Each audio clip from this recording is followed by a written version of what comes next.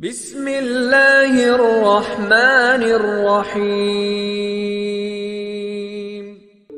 اللہ تعالیٰ نے میاں بیوی کے درمیان مباشرت کو نفل عبادت کے برابر قرار دیا ہے، البتہ اگر میاں بیوی کے علاوہ کسی سے یہ فعل کیا جائے تو سخت سزا ہے، اس کو زنا کہتے ہیں۔ اگر شادی شدہ مرد یا عورت کرے تو سزائے موت اور غیر شادی شدہ فرد کرے تو 100 کوڑے ہیں۔ جن رشتوں کی بنیادوں میں جھوٹ کی ملاوٹ ہو وہ ایک سچ پر یوں زمین بوس ہوتے ہیں کہ پھر بہت سے سچ مل کر بھی ان کی دوبارہ تعمیر نہیں کر سکتے۔ دنیا میں کبھی اچھے انسان کو تلاش مت کرنا، خود اچھے بن جانا۔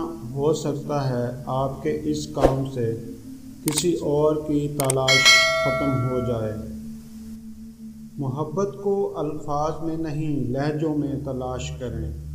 الفاظ تو منافقین کے بھی بہت میٹھے ہوتے ہیں۔ جب واسطے اور رابطے اللہ سے جڑ جائیں تو پھر دل نہیں ٹوٹا کرتے۔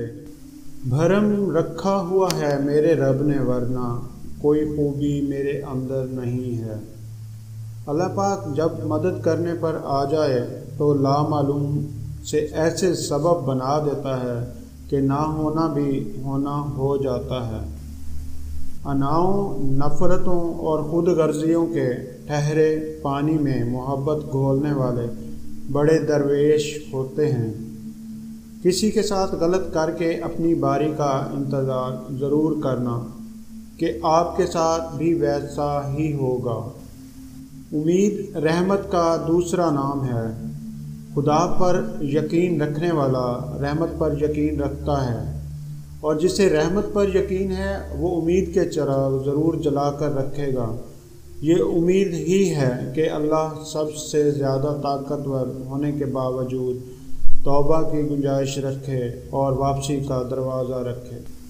سچے رشتوں کی خوبصورتی ایک دوسرے کی غلطیوں کو برداشت کرنے میں ہے، کیونکہ بنا خامی کا انسان تلاش کرو گے تو اکیلے رہ جاؤ گے۔